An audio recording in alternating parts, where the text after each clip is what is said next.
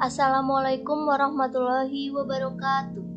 Perkenalkan, nama saya Windy Arianti dari kelas 7 MPIA NIM 191740145. Di sini saya akan menjelaskan tentang konsep dasar supervisi, regulasi tentang supervisi, pendekatan supervisi, dan teknik-teknik dalam supervisi pendidikan. Baik, yang pertama saya akan menjelaskan tentang konsep dasar supervisi. Pengertian supervisi sendiri supervisi itu berasal dari bahasa Inggris, yaitu supervision, yang berarti pengawasan.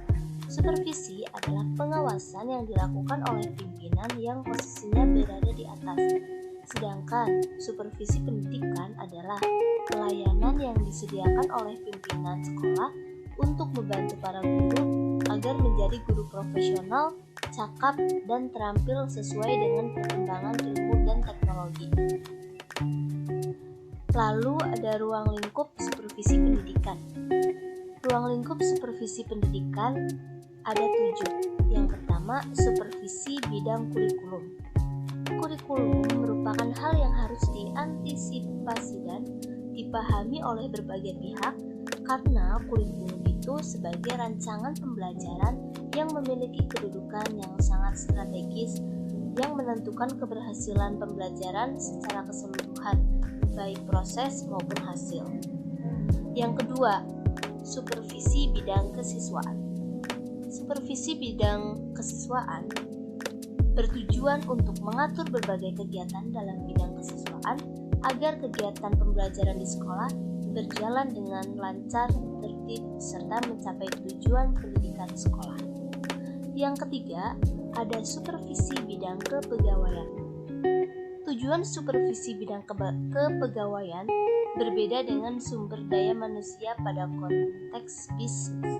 Di dunia pendidikan, tujuan supervisi bidang kepegawaian lebih mengarah pada pembangunan pendidikan yang bermutu, membentuk sumber daya manusia yang handal, produktif, kreatif, dan berprestasi.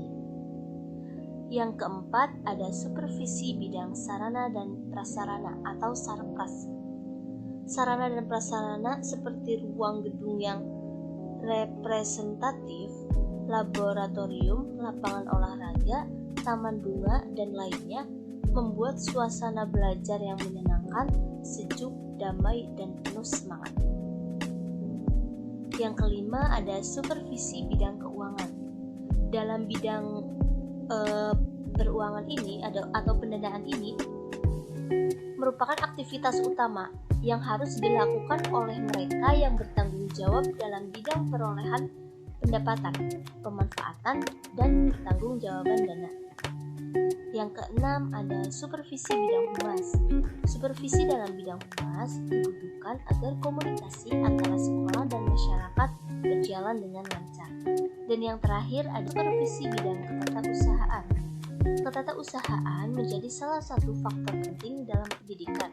Supervisi dalam bidang ketatausahaan dilakukan agar segala administrasi tersusun dengan rapi.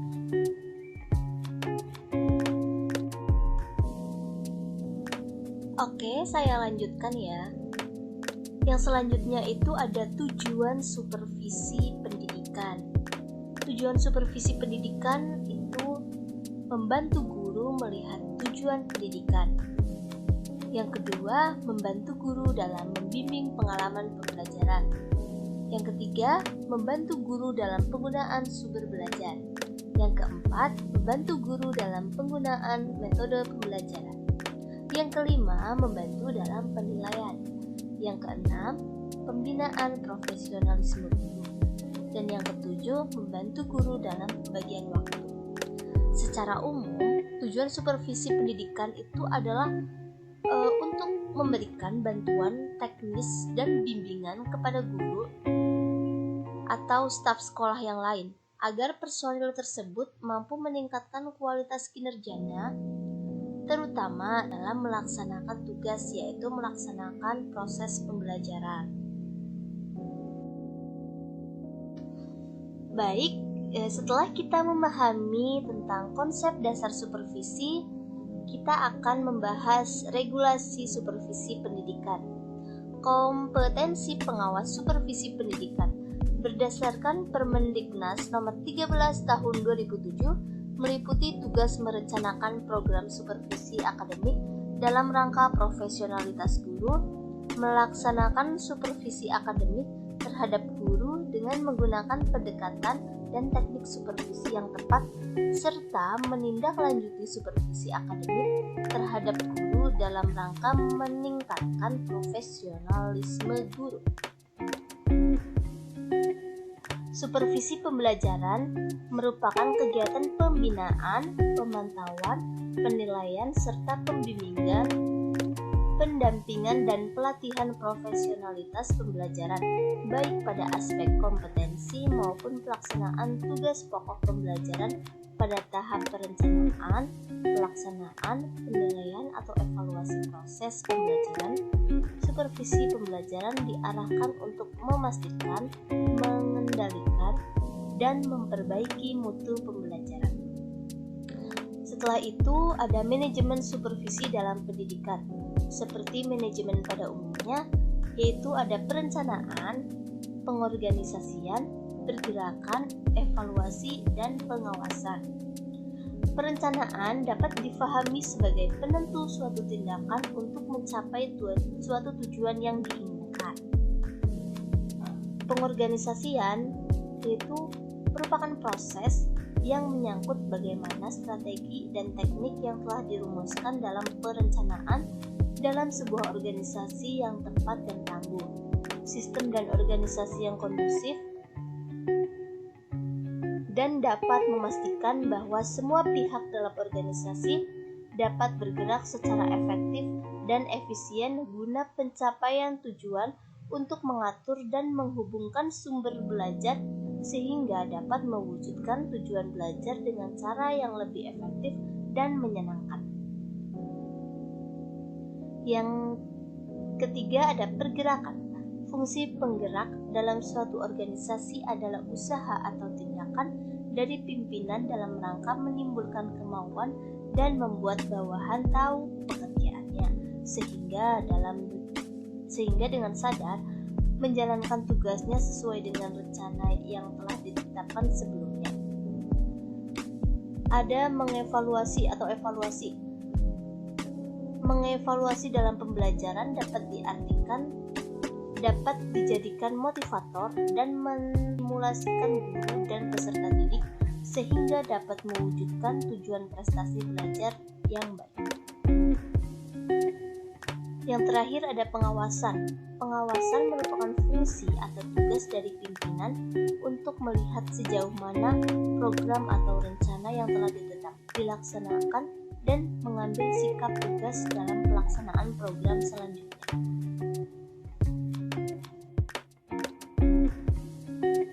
Baik, selanjutnya saya akan menjelaskan tentang pendekatan-pendekatan dalam supervisi. Pendekatan itu berasal dari kata approach. Pendekatan adalah cara mendekatkan diri kepada objek atau langkah-langkah menuju objek. Pendekatan supervisi pendidikan merupakan suatu bentuk layanan yang diberikan kepada guru, baik secara individu maupun kelompok, untuk meningkatkan efektivitas mutu pendidikan yang dilakukan oleh supervisor atau kepala sekolah. Nah, pendekatan supervisi itu dibagi menjadi dua, yaitu pendekatan langsung dan pendekatan tidak langsung.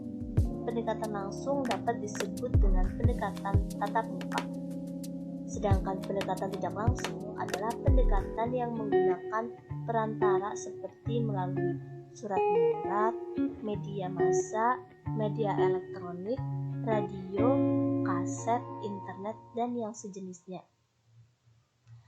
Nah, dapat disimpulkan bahwa pengertian pendekatan supervisi pendidikan adalah penentuan kondisi atau syarat-syarat personel maupun material yang diperlukan untuk terciptanya situasi belajar mengajar yang efektif dan usaha untuk memenuhi syarat-syarat itu.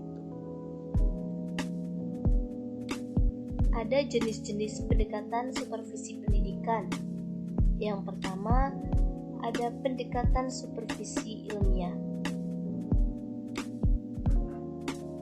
Dalam pandangan pendekatan ilmiah, pembelajaran dipandang sebagai ilmu. Oleh karena pembelajaran dipandang sebagai ilmu, maka perbaikan pembelajaran dapat dilakukan dengan menggunakan metode-metode ilmiah seperti rasionalitas dan empirik.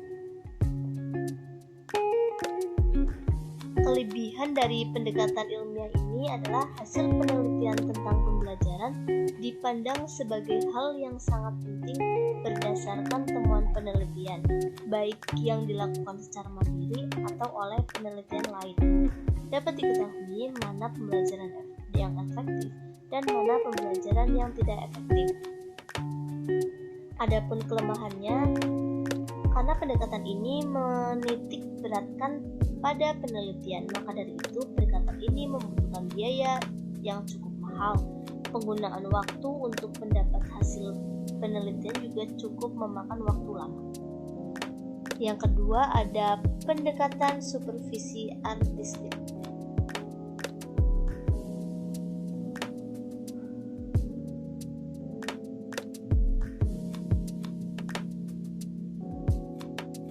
Imam Gunawan mengatakan bahwa pendekatan supervisi artistik dalam supervisi pengajaran ini memiliki beberapa ciri-ciri yang diantaranya adalah menaruh perhatian terhadap karakter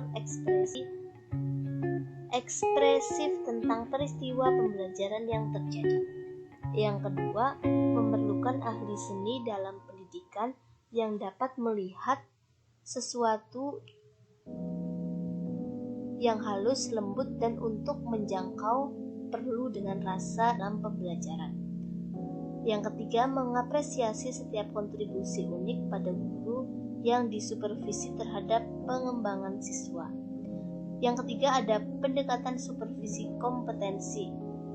Pendekatan kompetensi didasarkan atas asumsi bahwa supervisi bertujuan membentuk kompetensi minimal yang harus dikuasai guru. Yang keempat, ada pendekatan supervisi humanistik. Pendekatan humanistik adalah salah satu pendekatan yang seringkali dipakai dalam melaksanakan supervisi. Pendekatan humanistik timbul dari keyakinan bahwa tidak dapat diperlakukan sebagai alat semata-mata untuk meningkatkan kualitas mengajar. Tugas supervisor adalah membimbing sehingga makin lama guru dapat berdiri sendiri dan berkembang dalam jabatannya dengan usaha sendiri.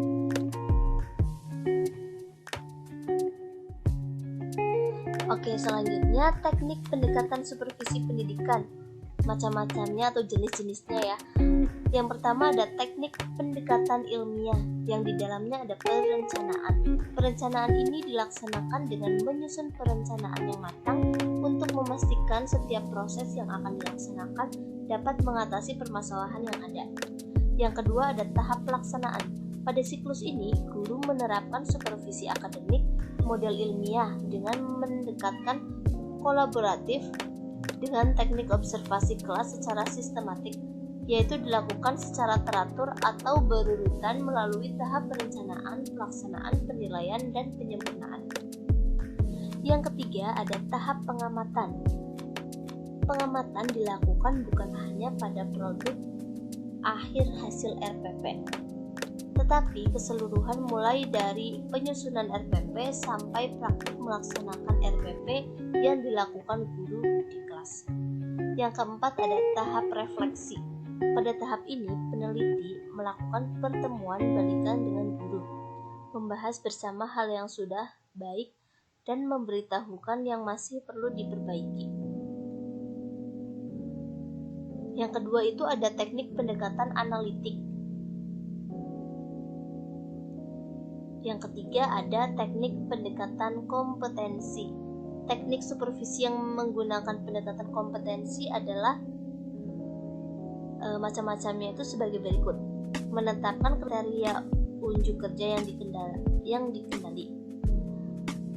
Yang kedua, pengetahuan ini dipakai untuk menentukan target supervisi yang akan datang. Menetapkan target untuk kerja, menentukan aktivitas untuk kerja, memonitor kegiatan untuk mengetahui unjuk kerja, melakukan penilaian terhadap hasil monitoring, dan pembicaraan akhir. Yang keempat adalah teknik pendekatan humanistik. Teknik supervisi yang digunakan oleh para supervisor yang menggunakan humanistik tidak mempunyai format yang standar, tetapi tergantung pada kebutuhan guru. Ya, selanjutnya materi tentang teknik-teknik supervisi pendidikan. Teknik sendiri itu adalah suatu metode atau cara melakukan hal-hal tertentu. Teknik supervisi adalah alat yang digunakan oleh supervisor untuk mencapai tujuan supervisi yang pada akhirnya dapat melakukan perbaikan pengajaran yang sesuai dengan situasi dan kondisi.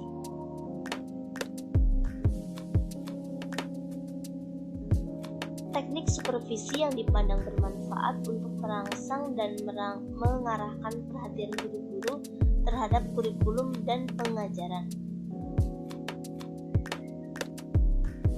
Dalam supervisi akademik, supervisor menggunakan teknik-teknik tertentu untuk membantu pendidik mengatasi kesulitannya dalam melaksanakan kegiatan mengajar, seperti penyampaian materi pembelajaran, menentukan bahan ajar, penggunaan model, dan strategi serta metode pengajaran.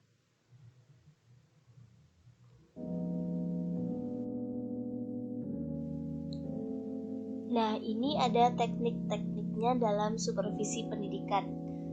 Yang pertama itu jenisnya ada teknik supervisi individual. Teknik supervisi individual di sini itu adalah pelaksanaan supervisi yang diberikan kepada guru tertentu yang mempunyai masalah khusus dan bersifat perorangan. Supervisor di sini hanya berhadapan dengan seorang guru yang dipandang memiliki persoalan tertentu. Teknik supervisi yang dikelompokkan sebagai teknik individual itu meliputi kunjungan kelas, observasi kelas, pertemuan individual, kunjungan antar kelas, dan menilai diri sendiri. Kunjungan kelas itu adalah teknik pembinaan guru oleh kepala sekolah, pengawas, dan pembina lainnya dalam rangka mengamati pelaksanaan proses belajar mengajar sehingga memperoleh data yang diperlukan dalam rangka pembinaan guru. Observasi kelas. Observasi kelas secara sederhana bisa diartikan melihat dan memperhatikan secara teliti terhadap gejala yang nampak. Kunjungan antar kelas. Kunjungan antar kelas dapat juga digolongkan sebagai teknik supervisi secara perorangan. Guru dari yang satu berkunjung ke kelas yang lain dalam lingkungan sekolah itu sendiri. Ada menilai diri sendiri. Menilai diri sendiri merupakan satu teknik individual dalam supervisi pendidikan. Nilai diri sendiri merupakan tugas yang tidak mudah bagi guru untuk mengukur kemampuan mengajarnya. Di samping menilai murid-muridnya, juga menilai diri sendiri.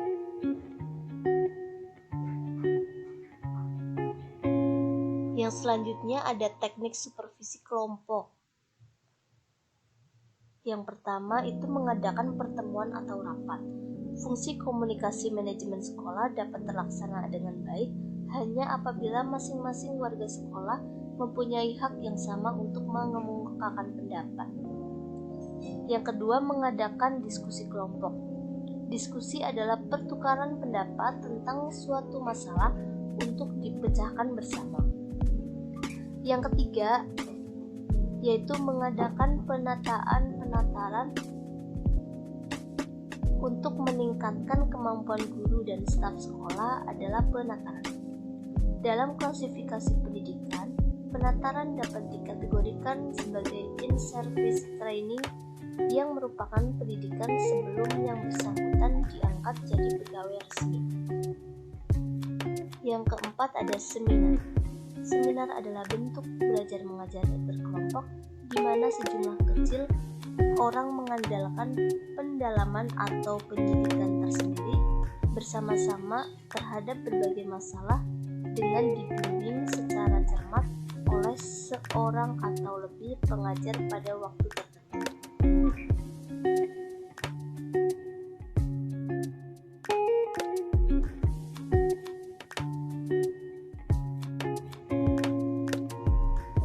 Oke, baik, terima kasih. Mungkin hanya itu yang dapat saya sampaikan.